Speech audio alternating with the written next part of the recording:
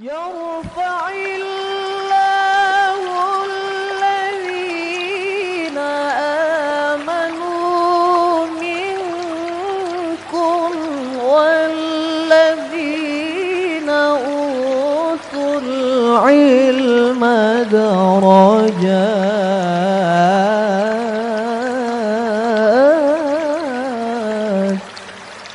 Baik, disiapkan surah Al-Maidah ayat 37.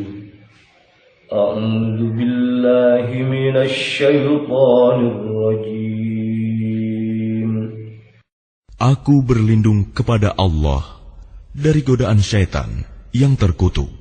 Yuriduna an yakhruju minan nari wa ma hum bikharijina minha. Mereka ingin keluar dari neraka, tetapi tidak akan dapat keluar dari sana. Ada yang merasa kepanjangan dengan potongan ini? Kepanjangan? Baik, kita potong ya, kita potong sampai minenar. Saya ulangi lagi. Yuriduna an yakhruju minan nar. Mereka ingin keluar dari neraka. Nah, tidak boleh minta potong lebih pendek dari itu. Gak ada sudah. Ini mas paling pendek ini. Yuriduna an yakhruju minan nar. Mereka ingin keluar dari neraka. Ya, ini perhatikan baik-baik, ada nun sukun bertemu dengan ya, itu digunakan ya. Selain diidghamkan itu artinya dileburkan. Huruf nun sukun, huruf n itu dileburkan kepada huruf ya, sehingga gak terdengar huruf n lagi, tapi terdengar huruf ya saja. Hanya saja bekasnya huruf n itu masih ada, yaitu dengan adanya gunnah. Dengan adanya gunnah. Gunnah itu apa? Gunnah itu suara nasal, suara yang berasal dari hidung. Tidak boleh ayyakhruju, tidak boleh juga an yakhruju, tapi nah, kalau ayyakhruju, itu bukan dari hidung ya. Bukan dari hidung. Jadi nunnya benar-benar hilang. Kalau ayyakhruju namanya bukan idgham bi gunnah, tapi idgham bila gunnah. Ngetesnya begini, kalau di kitab Haqqut Tilawah itu ngetesnya hidungnya ayyakhruju nggak terganggu ya. Tapi kalau ada gunnahnya, kita sentuh hidung kita itu jadi terganggu. Misalnya begini, ya kan? Nah itu berarti betul ya, membacanya benar, berasal dari hidung. Dan gunnah tadi itu dipanjangkan 1,5 alif atau 3 harokatnya. Yakhruju dipanjangkan. Tidak boleh ayyakhruju, nggak boleh, tapi ayyakhruju. Kemudian ada nun tasdid di situ, an-nar, minan nar, minan nar, ditahan, n-nya ditahan, dipanjangkan 1,5 alif. Yuriduna an yakhruju minan nar. Mereka ingin keluar dari neraka. Wa ma hum. Nah, ini juga panjang ini, ada mim sukun ketemu dengan ba. Mim sukun ketemu dengan ba. Itu kalau kita punya buku tajwid itu namanya bukan mim sukun. itu namanya ikhfa syafawi. Jadi mim sukun ketemu dengan ba. Dipanjangkan juga sama, mendengung, karena huruf mim itu adalah huruf-huruf yang berasal dari hidung. Ditahan, dipanjangkan. Wa ma hum. Nah, ditahan. M-nya itu ditahan, dipanjangkan ya. Wa ma hum bi kharijina minha. Tetapi tidak akan dapat keluar dari sana. Nah, perhatikan di situ ada nun sukun bertemu dengan huruf H. Nah, kalau nun sukun ketemu dengan huruf H, itu hukumnya adalah idhar. Idhar itu dibaca biasa aja. Ya, ada huruf N-nya ya biasa aja. Artinya biasa itu bagaimana? Jelas. Apanya yang jelas? Yang jelas itu ya N-nya itu loh jelas. Betul-betul kedengaran suara N. Betul-betul kedengaran suara huruf N. Tidak boleh dipanjangkan. Minha, nggak boleh. Tapi minha. Ya. Kemudian tidak boleh juga di idhar. Gara-gara idhar harus jelas. Akhirnya timbul saktah juga nggak boleh. Ini sering terjadi salah ini. Ya. Biasanya kalau ngajar ngajarin anak-anak di TPA tuh, ini harus izhar ya anak-anak. Contohnya begini, minha nggak boleh ya. Karena apa? Timbul sakta. Sakta itu artinya ada semacam jeda nafas. Ada semacam jeda nafas. Minha, loh jelas N-nya ya, minha. Biasanya gitu kalau di TPA dulu. Tapi timbul kesalahan yang lain, yaitu timbulnya huruf sakta. Jadi ya minha gitu aja. Wa ma hum panjangkan ya. Wa ma hum bi kharijina minha. Ya, sama-sama. Tetapi tidak akan dapat keluar dari sana. Wa ma hum bi kharijina minha. Ya. Tetapi tidak akan dapat keluar dari sana. Walahum adzabun muqim. Dan mereka mendapat azab yang kekal. Itu huruf M, huruf mim sukun ketemu ain juga dibaca biasa ya, dibaca idhar maksudnya ya. Walahum, tidak boleh panjang. Walahum ada, boleh. Walahum azabum muqim ya. Dan mereka mendapat azab yang kekal. Contohnya salah ya ini. Walanya pendek ya, betul orang dia. Walahum azabum muqim ya. Dan mereka mendapat azab yang kekal. Ada yang sering salah juga Pak, ketika huruf nun sukun, huruf idhar ini nun sukun ketemu ha, mim sukun ketemu ain, itu sering terjadi kolkolah atau pantulan ya. Walahum minnaha alhamdu sering terjadi kolkolah ya. Kolkolah tidak pada tempatnya. Walahum adzabun muqim. Dan mereka mendapat azab yang kekal. Kita artikan satu kata demi kata. Yuriduna, mereka ingin, mereka menginginkan. Mereka siapa? Orang-orang kafir ya, orang-orang kafir. Jadi orang-orang kafir itu ingin. Mereka ingin apa? Ayyakhruju, dapat keluar. Mina, dari. Annar, api ya, api atau neraka. Jadi, mereka ingin keluar dari neraka. Ini di neraka ya.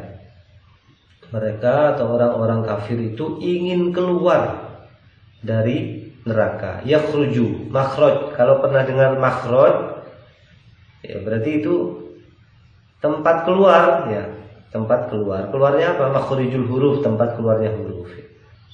Orang-orang kafir itu ingin keluar dari neraka. Wa mahum, dan tidaklah mereka tidak bisa dan tidaklah mereka bi kharijina, ya keluar, dan mereka tidak dapat keluar minha, darinya. Neraka ya. Neraka itu dalam bahasa Arab berjenis perempuan. Maksudnya berjenis perempuan itu jenis katanya gitu. Jenis katanya itu adalah perempuan. Makanya disebut ha. Allahumma ghfir laha warhamha, perempuan ya. Minha ya. Kalau laki-laki apa? Minhu. Hu ya. Allahumma ghfir lahu. Minha berarti ha itu merujuk kepada neraka.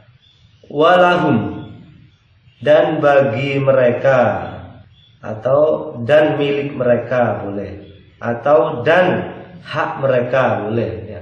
Jadi berhak itu ya, harus diberikan. Adzabun, siksaan atau adzab ya. Mukim ya, kekal. Sebetulnya kekal itu kholid ya. Mukim itu apa? Mukim. Enggak, kalau orang bilang mukim itu apa? Biasanya menetap ya. Yang pas itu bahasa Indonesia adalah menetap. Dan bagi mereka siksaan yang menetap. Artinya ya tetap terus menerus, maksudnya ya kekal, bisa diartikan juga kekal. Bisa diartikan kekal. Jadi terus menerus, tanpa henti, tanpa jeda. Sudah terus menerus, sudah selama-lamanya. Itu adalah siksaan bagi orang-orang yang apa tadi? Kafir. Sampai-sampai mereka ingin keluar dari neraka.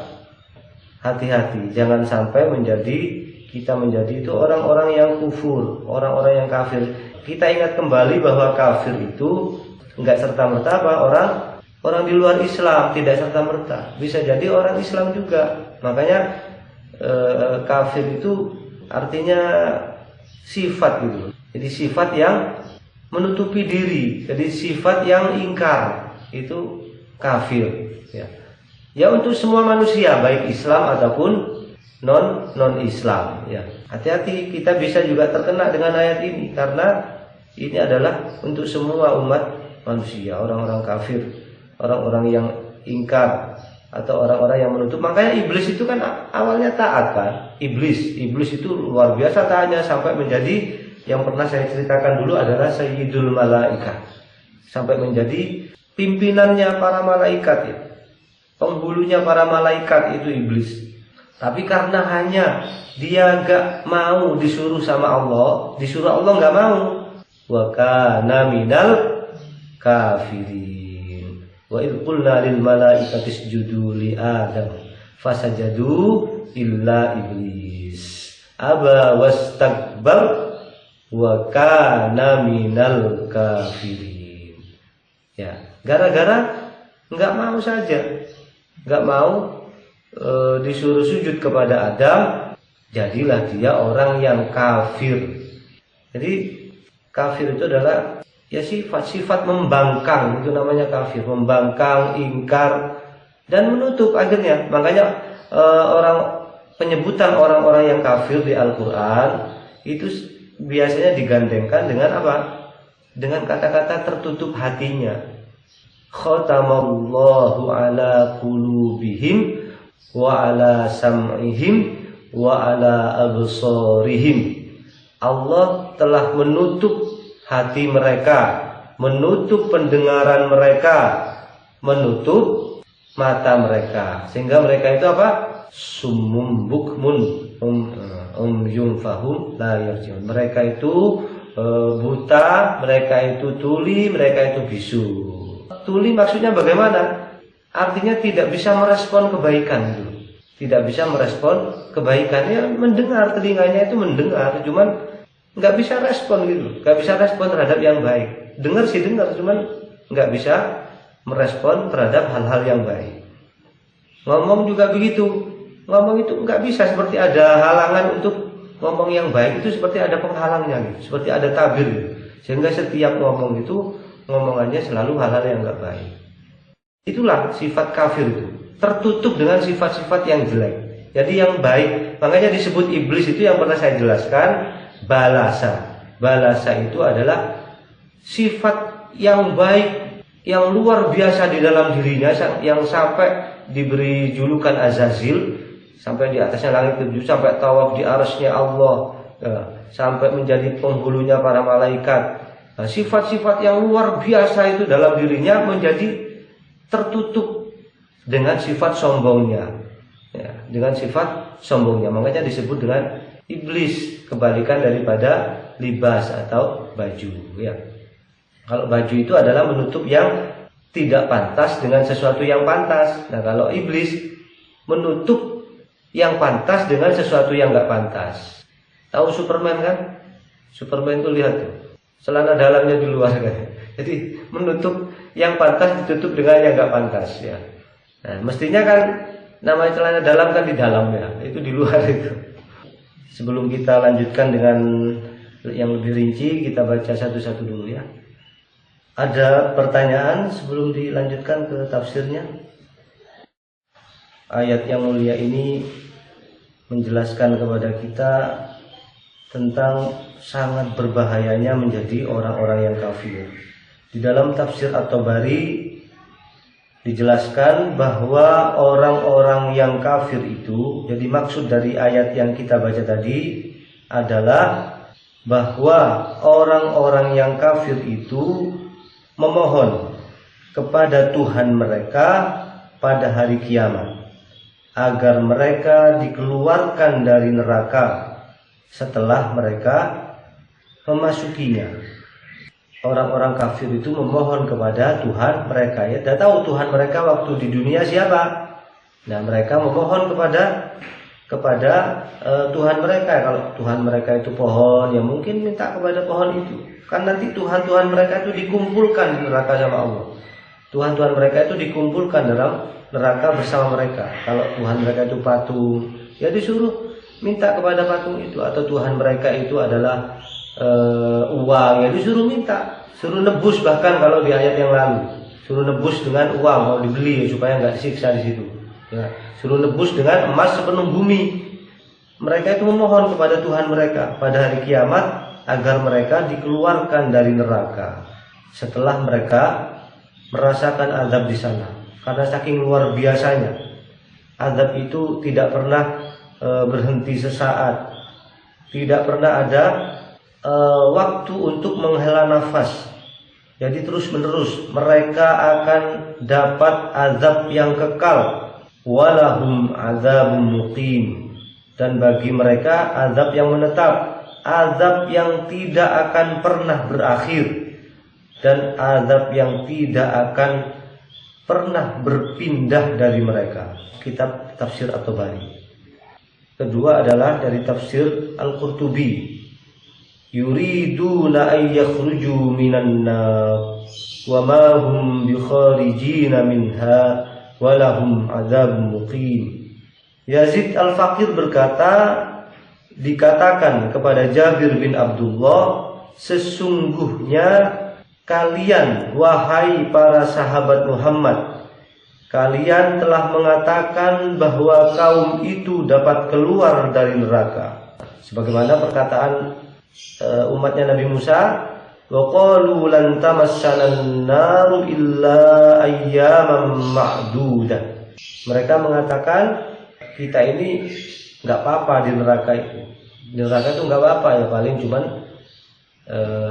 beberapa saat saja, beberapa saat saja. Atau di ayat yang lain, wa qalu lan tamassana an-naru illa ayyaman ma'dudat. Nah, pakai tak marbut, pakai tak majrurah.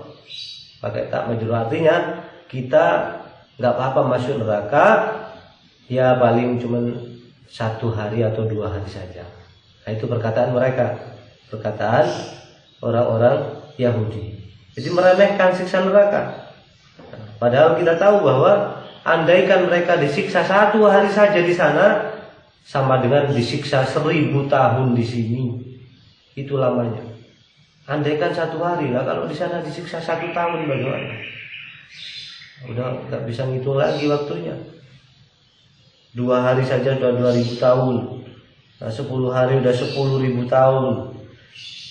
Kita aja umurnya 60 tahun udah terasa lama di dunia ini. Ya. Nah, ini nggak ada. 1 hari itu 1000 tahun. Siapa yang bisa hidup 1000 tahun? Nah, inginnya manusia itu semuanya ingin hidup 1000 tahun, tapi nggak ada yang bisa. Maunya gitu. Karena cintanya dengan dunia ini. Nah, padahal Allah berkata, wa ma hum bi kharijina minan nar. Padahal mereka sekali-kali tidak akan bisa keluar dari neraka. Jabir berkata, sungguh kalian telah mengkhususkan yang umum dan membuat umum sesuatu yang khusus. Sesungguhnya ayat ini khusus tentang orang-orang yang kafir. Aku telah membaca ayat ini seluruhnya dari awal sampai akhir, dan memang ayat ini khusus tentang orang-orang yang kafir atau orang-orang yang kufur atau orang-orang yang ingkar. Muqim walahum azabun muqim. Muqim itu maknanya adalah daim. Daim, daimun, daiman abada, daiman abada, selama-lamanya.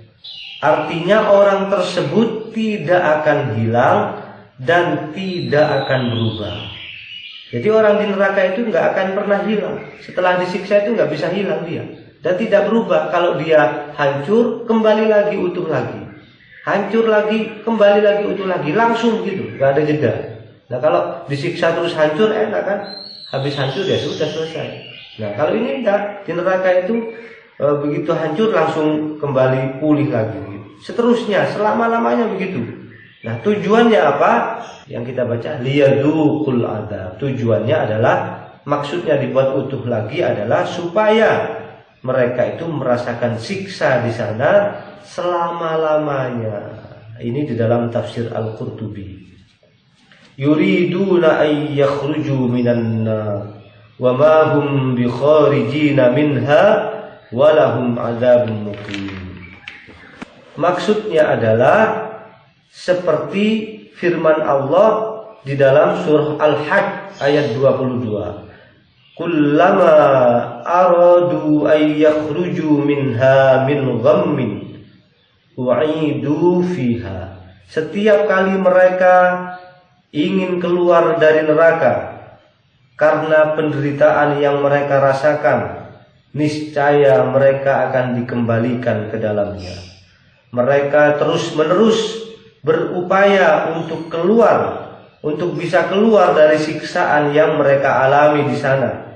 Karena begitu kerasnya, karena begitu dahsyatnya, dan begitu sangat menyakitkan. Di dalam neraka itu orang-orang kafir itu direbus selama-lamanya di sana.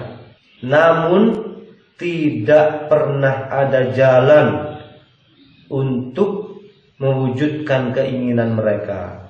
Ajeng Melayu itu kan rokok. Ya kayak iso ya. Kayak iso. Setiap kali luapan dan kobaran api mengangkat mereka hingga membuat mereka berada di bagian atas jahanam. Kalau kita ngerebus air, terus kita kasih apa gitu di dalamnya. Kalau kita pernah rebus ya ini, di dapur ikut ngerebus, sama istri kita ngerebus apalah gitu, kacang apa gitu. Itu ternyata air itu berputar ya. Dia ketika di bawah panas dia pindah ke atas, yang atas pindah ke bawah, terus begitu berputar. Bisa kita lihat kalau ada rebusan apa gitu di dalamnya, dia berputar-putar gitu. Ya sama di neraka kayak gitu, direbus gitu, direbus ya. Nah, setiap kali luapan dari kobaran api mengangkat mereka sehingga yang awalnya di bawah membuat mereka berada di bagian atas jahanam. Maka malaikat penjaga neraka atau malaikat Zabaniyah memukuli mereka dengan gada-gada besi. Ketika di atas dikepuin sama palu gada besi. Sudah siap-siap itu neraka banyak di sana ya, dijaga. Lalu tenggelamlah mereka kembali ke dasar neraka. Begitu terus-menerus. Ya, tidak pernah ada habisnya. Walahum adzabun muqim. Mereka mendapatkan siksaan yang menetap atau siksaan yang kekal. Maksudnya adalah siksaan yang terus-menerus dan kekal selama-lamanya. Tiada jalan keluar untuk menyelamatkan diri. Tiada jalan selamat bagi mereka dari siksaan itu. Hammad bin Salamah dari Anas bin Malik meriwayatkan bahwa Rasulullah Sallallahu Alaihi Wasallam bersabda, seorang laki-laki dari kalangan neraka dihadapkan, lalu dikatakan kepadanya, ya bena Adam, wahai anak Adam, bagaimana rasanya tempat tinggalmu? Ya apa di neraka, dihadapkan kepada Allah. Ya. Maka dia menjawab, sangat buruk ya Allah, luar biasa. Kemudian dikatakan kepadanya, hal taftadi biqurabil ardi dhahaba. Apakah kamu akan menebus dirimu dengan emas sepenuh bumi? Nah, ini ayat yang kemarin kan? Lau anna lahum ma fil ardi jami'an wa mislahu ma'a. Andaikan mereka mempunyai harta sepenuh bumi, bumi itu semuanya menjadi milik satu orang itu, dan dikalikan dua, wa mislahu ma'a, dan punya lagi yang semisal itu, liyaftadu bihi min azabi yaumil qiyamah, untuk menebus dengan harta itu dari azab pada hari kiamat, ma tuqbila minhum, gak diterima, tidak diterima tebusannya. Andaikan punya, dan ini harta sepenuh bumi, hartanya aja, sandalnya aja nggak dibawa ke kalau kita mati kan.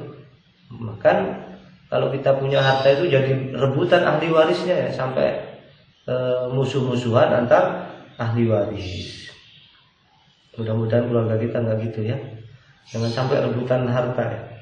Makanya Rasulullah ketika meninggal itu tidak meninggalkan harta, tapi meninggalkan apa? Meninggalkan ilmu. Nah, kalau ilmu jadi rebutan nggak apa-apa. Ya.